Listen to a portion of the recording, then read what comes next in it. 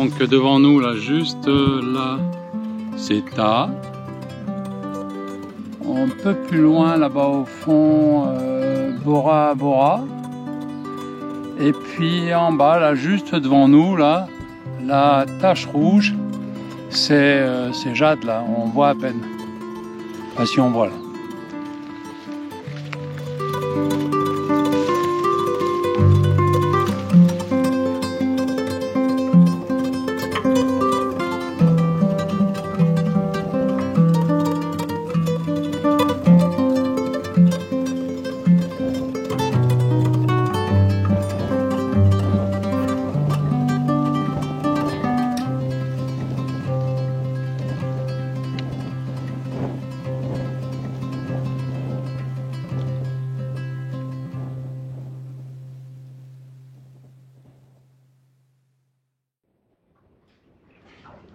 Ça, c'était un combo de Raiatea côté terre.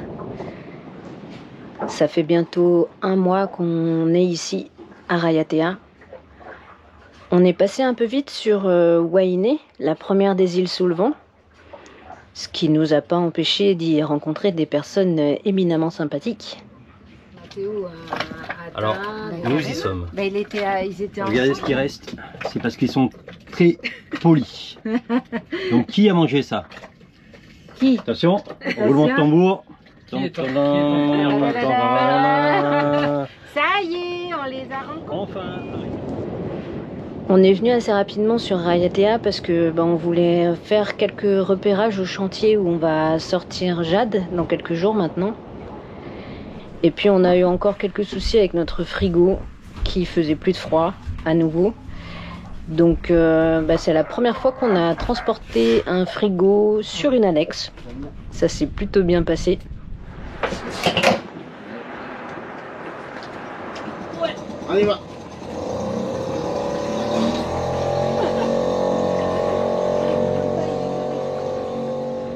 Et puis on n'a pas trop bougé de Raiatea aussi parce que on a eu une météo pas terrible. Alors c'est la saison du Marahamu, le vent du sud. Mais là c'était pas un épisode de Maramu, c'était un épisode d'Alizé fort de l'Est. Donc on est resté sagement à notre mouillage face au chantier, on était assez bien protégés. Il y a combien de bateaux qui sont arrivés depuis ce matin au mouillage? 10, 11. Ah ouais, tant que ça? Ouais, il y en a 2 autres qui arrivent là. Donc tout à l'heure, il y en avait 8 ou 9. Il y en a 2 qui arrivent et puis il y en a un qui est arrivé ici. Tous aux abris. C'est bon, on est prêt pour les 30 nœuds annoncés? Oui, on est prêt. Ouais. Non, mais on est prêt. On est à l'endroit où il fallait se mettre. Hein. Après, Ouais. normalement, ça tient. On a 25 nœuds depuis des heures et ça bouge pas. Donc, avec 30 ou 35 nœuds, on peut espérer que ça bouge pas plus. Et on est dans... Et il n'y a pas de houle. On est protégé de la houle. Et on est dans 15 mètres d'eau avec 70 mètres de chaîne. On est dans 15 mètres d'eau avec 70 mètres de chaîne. T'as vu, j'ai bien suivi.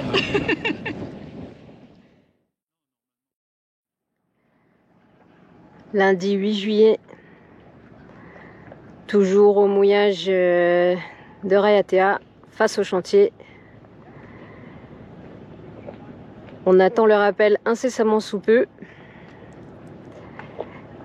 Et c'est parti pour une petite semaine à terre. On vient de recevoir l'appel de Raiatea Carénage Service. On sort le bateau de l'eau, capitaine. C'est parti.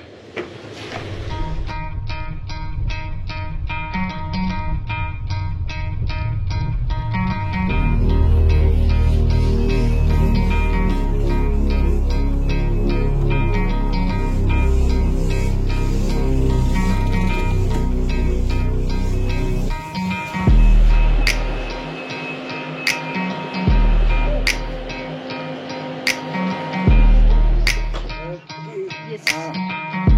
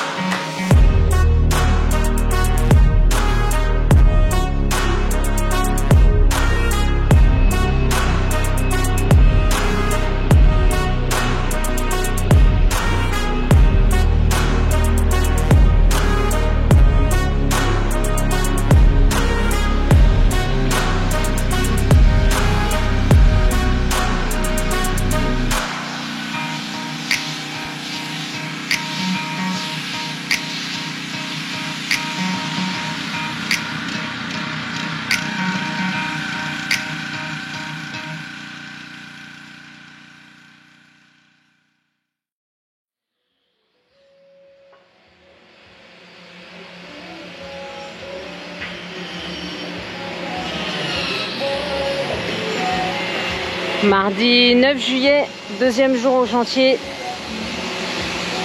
Donc aujourd'hui c'est opération zéro coquillage sur la coque, sur l'hélice. On prépare le terrain pour l'anti-fouling. On essaye de faire un truc le plus propre possible. Dans un premier temps, je l'ai enlevé à la spatule. Dans un premier temps, l'hélice, j'ai enlevé à la spatule tout ce qui était gros. J'ai mis un peu d'acide chlorhydrique, enfin un produit à base d'acide chlorhydrique, pour commencer à dissoudre un peu les calcaires. Et puis maintenant, je vais essayer de la gratter manuellement. Donc pas manuellement, je vais la gratter à la perceuse, à la ponceuse.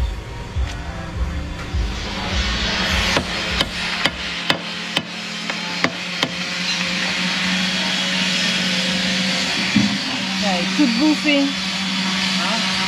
Elle est toute bouffée.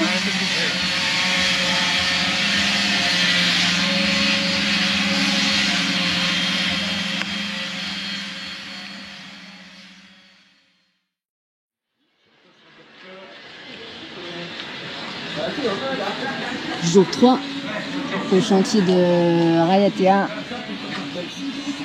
Les gars ont super bien avancé, Edgar et Tahi. Ils ont fini aujourd'hui le ponçage léger, hein. L'idée c'était d'enlever les coquillages qui avaient élu domicile pendant 6 mois à Taravao. Ils ont passé un coup de primaire là où c'était nécessaire. Ils vont attaquer le nettoyage de la partie haute de la coque. Et demain, ce sera l'anti-fouling.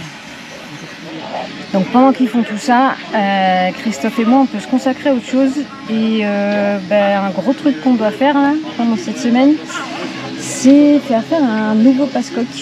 Parce qu'on a acheté une sonde avant, en prévision des zones non cartographiées de Patagonie. Donc une sonde qui permet de voir quelques dizaines de mètres devant le bateau. Donc on a acheté la sonde, mais maintenant faut faire un trou. Et on attend le soudeur qui va venir cet après-midi.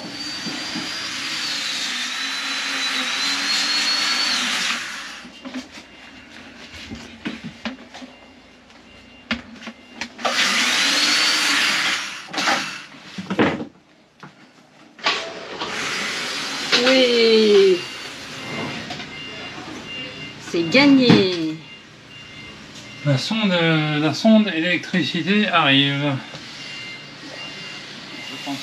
Attention, instant de vérité. Yeah! Il n'y a pas la sonde, mais tout est en place. Il manque plus que le trou dans la coque. Bon, donc en attendant le soudeur qui viendra peut-être pas aujourd'hui, il y a Tapoutou qui est venu me chercher.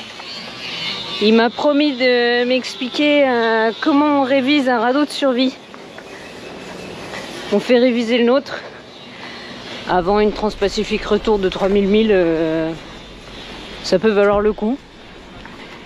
Donc si je résume ce que m'a expliqué Tapoutou. La première étape pour lui, c'est déjà d'ouvrir le caisson où il y a le radeau de survie sans percuter la bouteille qui lui permet de s'ouvrir automatiquement. Donc il y va doucement, avec 1000 précautions. Donc ça, c'est la première étape. Et la deuxième, il va gonfler le radeau, vérifier qu'il n'est pas percé, que tout va bien. Alors forcément, il se gonfle beaucoup moins vite que quand on le percute dans l'eau. C'est peut-être 1 minute dans l'eau et lui, ça va mettre un quart d'heure à bien se gonfler. Donc il fait un tour complet, il vérifie que tout va bien. Ça, c'est l'encre parachute. Ouais, voilà. Ça, c'est quoi? C'est un anneau de... Voilà, quand quelqu'un tombe dans l'eau. Là, il y a un couteau. Ça. Un couteau. Ok.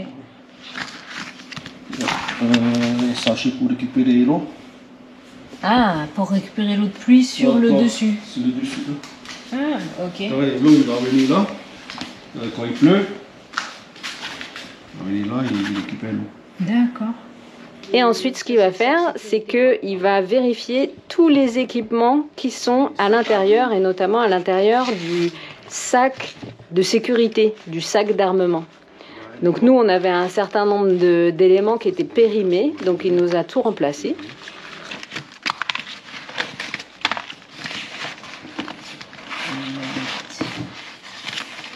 Mai 2021. Dans les coques, tu as les éponges. 2 éponges, lampe de torche. Ok. Tu as les cols, si tu as un trou. Ok. Celui-là, je dois changer aussi, hein, c'est tous les 3 ans. Quand j'ai Ouais. tu m'as vu en lumière. Le papier, ça se fait comme ça Tu et les tu, montes. et tu le Ouais. visses. Ok.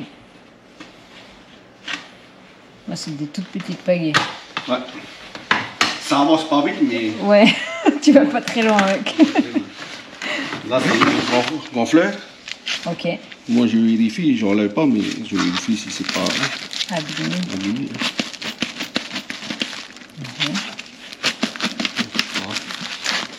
Fonctionne bien. Il y a les sacs dedans, les sacs, si tu veux vomir. Donc ils ont prévu quand même que les gens aient le mal de mer et Ah. vomissent. Hein.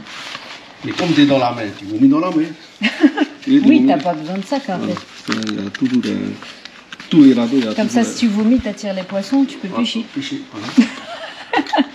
Et la dernière étape, eh ben, il fait une vérification assez fine de la bouteille et de sa tête de percussion. La nôtre était un peu trop dure, donc il a réglé le ressort, le petit bout à la sortie. L'idée, c'est qu'elle soit pas trop dure pour pas qu'on ait à tirer comme un malade pour gonfler son radeau, mais qu'elle soit pas trop lâche non plus, parce que sinon il va s'ouvrir pour rien. Donc il règle ça et puis après il remet tout ça en place et c'est fini.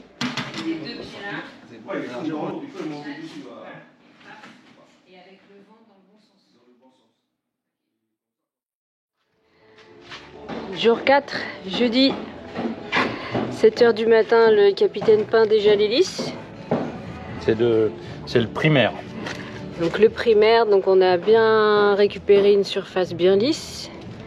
On a changé la node qui est toute neuve. Et donc tu vas mettre combien de couches de primaire? On va mettre 2 couches pour que ça soit bien uniforme. Et puis après, on mettra 2 couches d'antifouling. Ok, donc ce sera tout propre.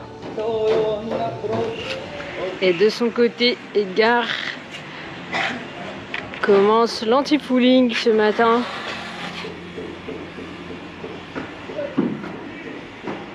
Et normalement ce soir, Jade sera toute belle, prête à retourner à l'eau demain. Ah ouais, c'est du 12 mm. Ouais, c'est du 12 mm. Et là, tu es dans la soudure en plus, donc... Ouais. Justice est soudeur, hein, il est soudeur spécialiste d'aluminium. Et est en train donc de percer la coque, avec une scie cloche et une perceuse qui est très chaude. C'est chaud. Voilà. De percer la coque. Et une fois que la coque sera percée, on a fait usiner dans l'entreprise pour laquelle il travaille cette pièce. Et cette pièce va venir se mettre dans le trou. Et après, Josti fera une double soudure. Une double soudure à l'extérieur, donc il fera 2 cordons de soudure, et puis une double soudure à l'intérieur. Et c'est cette pièce qui dépassera un tout petit peu, comme celle-là, et dans laquelle on va venir glisser le passe-coque. Et la sonde dedans. Et puis la sonde dans le passe-coque. Ok.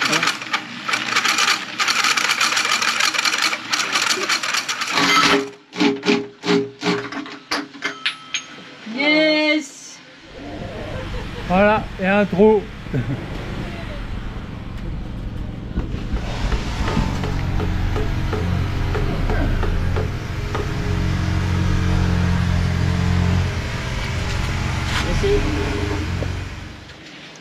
Ok, ça c'est...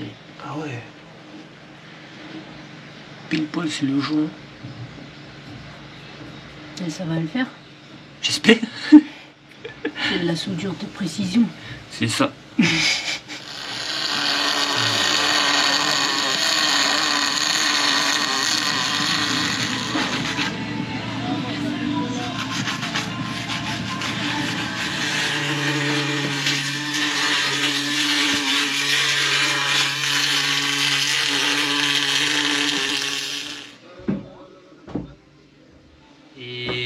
à l'extérieur, on met du blanc. Celui-ci, c'est le rouge. D'accord. Et s'il y a une fuite, ben, Il y a du rouge qui va ressortir il dehors. va sortir à l'extérieur. Ok. Attends, Robert. Vas-y, vas-y. Viens, viens, viens, viens.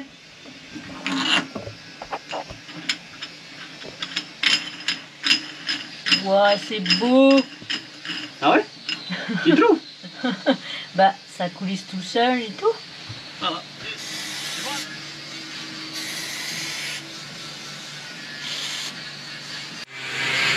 Ça a l'air bon, hein? Parfait. Et la touche finale. Du primaire.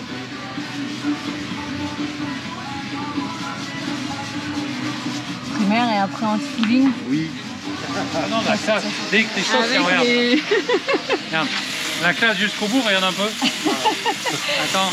Les hélices de propulseur avant, quand en rouge avec l'anti-fouling du voisin. Qu'est-ce que ça fait classe. Voisin qui est là. Ah, y a pas à dire, c'est joli, hein. C'est beau même. Osons le mot, c'est beau.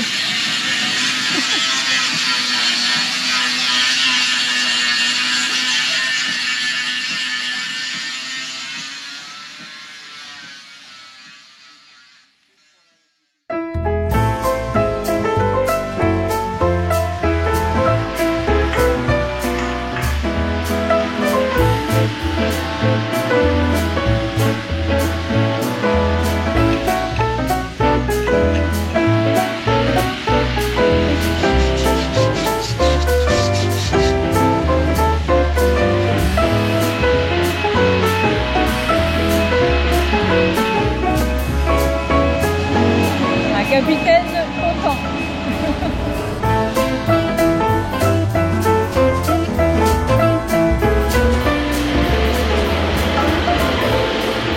Le passe-coque, le passe-coque.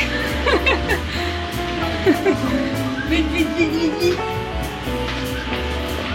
Alors déjà, c'est pas rempli d'eau.